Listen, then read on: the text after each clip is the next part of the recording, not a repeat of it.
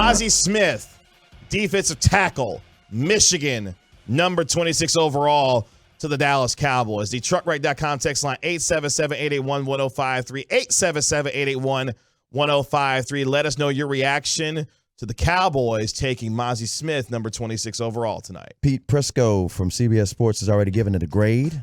You want to guess what he gives the Dallas Cowboys for drafting Mazi Smith with the number 26 pick? I'm going to say he gives it a B. He gives it a solid A. Smith is another one of my favorite players. He's a power player who can hold up against the run, but I think he will be a better pass rusher than people expect. He just needs to keep his weight in check.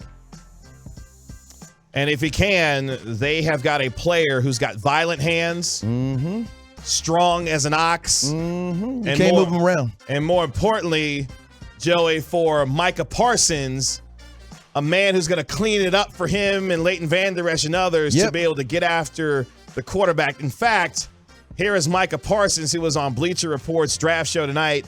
Here is his reaction to Mazi Smith being taken at number 26. Take a listen. The Dallas Cowboys select Mazi Smith. Let's go, man!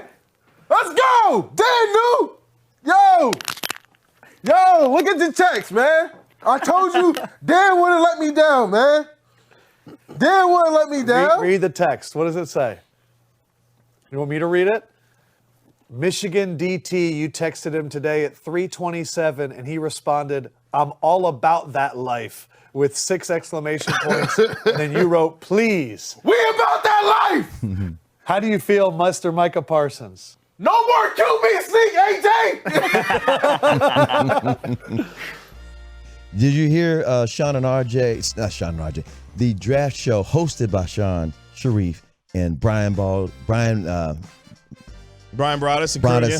My tongue is tired. It's been a long day. You got it. All I can tell you is they read the text to Mazi Smith. Mazi fell out laughing and said, "Oh, yeah, we all gonna eat. We all gonna eat." And he also said, he said, Micah, he's a beast. He's the man. And we're going to hear some of that audio later in the show. We're definitely going to hear from Mazi Smith a little bit later on. Mazi loves Micah in the show. But he's a dog.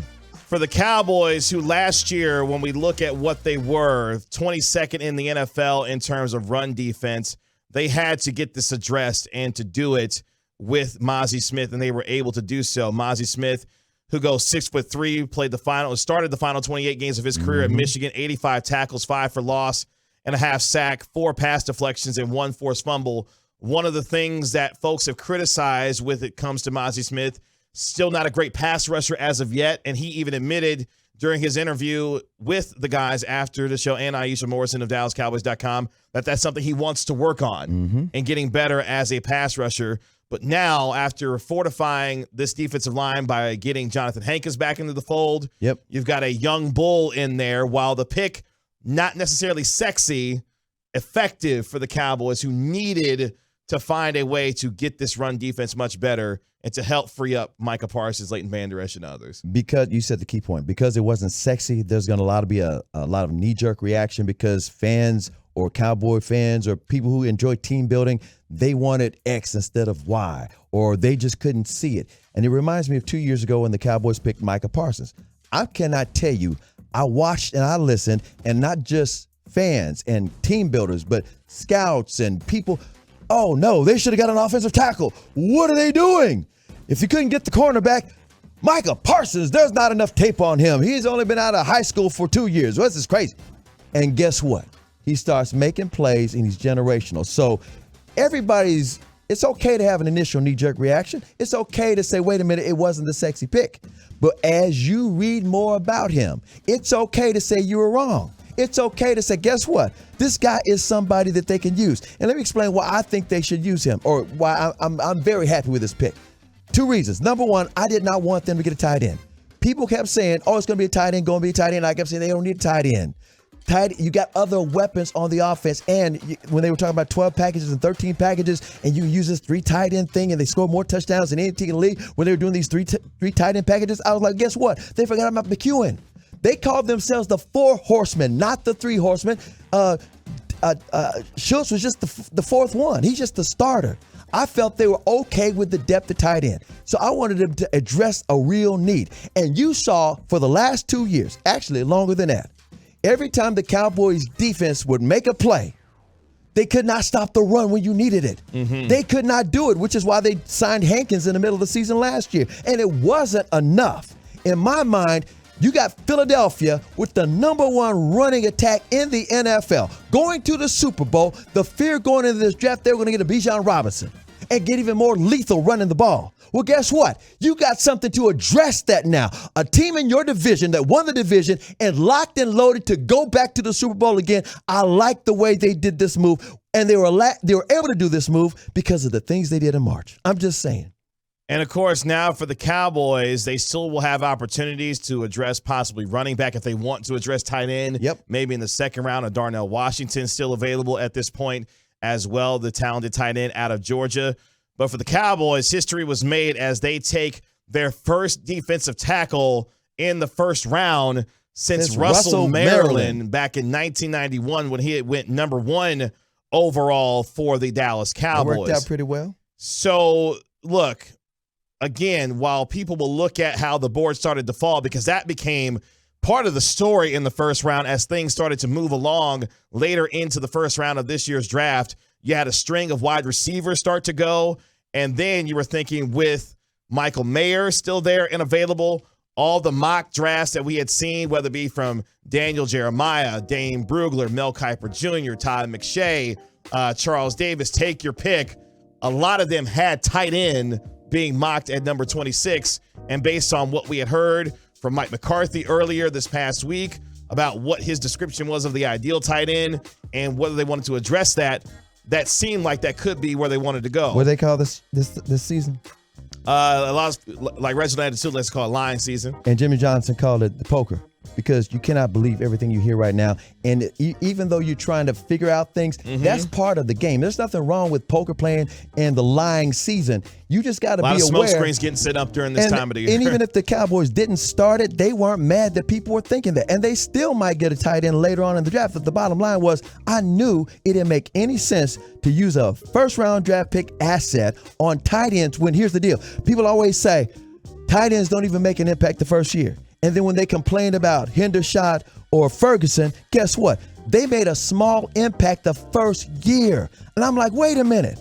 I thought tight ends aren't supposed to do that. That's not a need. That's not a need. That's a luxury right now because you've got something that's okay. But back to Mazi, I've been saying for years. I was saying this to even Stephen Jones. Go after Vita Vea if you can. Because I have been dreaming, and he was saying at the time, Rod Marinelli doesn't want a big butt, one technique, run stuffing tight end. Run stuffing defensive tackle. Well, we got one now. I'm completely happy. So for the Cowboys, it's going to pay off. Watch out. Well, and that's what you're hoping, right? You heard the reaction from Micah Parsons and how he is excited for this particular pick and to allow this defensive line with Hankins, Quentin Bohanna, who you're hoping to be a part of that defensive line depth as well. Now bringing in Mazi Smith, this ability for this defensive line to clean it up in front of these linebackers is huge. It's huge. And how many times, I'm going to just give you one more example. How many times over the years Jalen Smith was leading the team in tackles, chasing down running backs? Yeah, you don't want that chase down. You want behind the line of scrimmage tackles. Exactly. And now that'd be crazy back in the day. Dan Quinn, who saw the return of Donovan Wilson to this defense, the Cowboys have made a conscious effort to ensure that what Dan Quinn needed, he got. Yep. And Mike McCarthy wanted that too. Yes. And that's the good thing. And that's important. Everyone being on the same page and knowing that what they are able to do now on the defensive side of the ball is going to be what they want. Now the flexibility that you have within the defensive line on the second level with Parsons, Van Der Esch, who had a resurgent year last year, and now on the back end with the three-headed monster with Jaron Kearse, Malik Hooker, and Dono. If you're a Cowboy fan, this pick should excite you about what the potential now of the defense being in a complete unit versus some of the holes that they did not have or did not plug in, going forward the way that they needed to. Mazi said it best when he was talking to Sharif on the first phone call. Everybody gonna eat. his presence alone is going to free up all the dogs to go after the quarterbacks. Yeah. It's going to free up the linebackers. Jaron Kearse and the safeties won't have to worry about chasing down running backs because they ain't getting past him. And as Micah said about no more quarterback sneaks, that's for Jalen Hurts. That's for Jalen Hurts because that's all he did for Philadelphia is quarterback sneaks, and he made almost all of them. So what are you getting with Mazi Smith? You're getting a player with great short area quickness, violent hands, strong as an ox, and going to be a run-stuffing defensive tackle that will take a lot of pressure off of everyone else around him. And that's what you want for the guys like DeMarcus Lawrence, also Dorrance Armstrong, Dante Fowler Jr., Sam Williams. Take your pick of defensive end that's getting after the quarterback. And again, for these linebackers, clear paths to the quarterback and to the running back. They don't have to pause wondering if it's going to be a RPO or something and the running back takes the ball. They don't have to worry about that anymore. And to show you how well thought of Mazi Smith was, how about the Kansas City Chiefs try to steal him from the Cowboys? When Jerry Jones in that press conference was just talking about how they got some offers to give up that pick, it wasn't about give up the pick and they get Mazi later. No, the Kansas City Chiefs wanted that pick for themselves to get Mazi Smith. And that's the intel that we had on this show. That's you right. listen to 105.3 fan, you know this stuff. So look, I know that there are some on the TrentRed.com text line, 877-81-1053, who are lamenting the fact that didn't address the offensive line. That's what they said about Micah's pick too. Didn't necessarily get, a running back, which we'll get to a little bit later on in the draft. Some of the surprises of the first round. I don't know what the hell Detroit was thinking tonight. Oh, boy. And what they were doing. Oh, boy. Also, Green Bay, what the hell were you thinking? I don't know what they were doing either. But there were some other winners that we'll get to. But look, I like the pick. Again, not sexy, but more so effective. And if you're looking at the identity of this football team, you can look at it and say what Dan Quinn now has is what we think will be a more complete defense that can give offenses problems on a multitude of levels, which is what you want for any good defense, is versatility, flexibility, and the ability to get after you on any part of the football field. It appears the Cowboys are moving toward that based on the pick that they made tonight. Yeah, and one thing about it, the work they did in March that shocked the world, they're making those trades and showing up some depth situations when you get Stephon Gilmore and when you get we didn't mention Stephon Gilmore, Cooks on the offensive side, So here's the deal. That allowed them to not have to reach and chase after people. You follow what I'm saying? They didn't have to do that. And one thing the Cowboys, you have to give them the credit on is they are a draft and development team. They know how to draft. And you can say taco all you want, but guess what? That was Rod Marinelli's handpicked player. Rod Marinelli don't work here no more. That's all I got to say.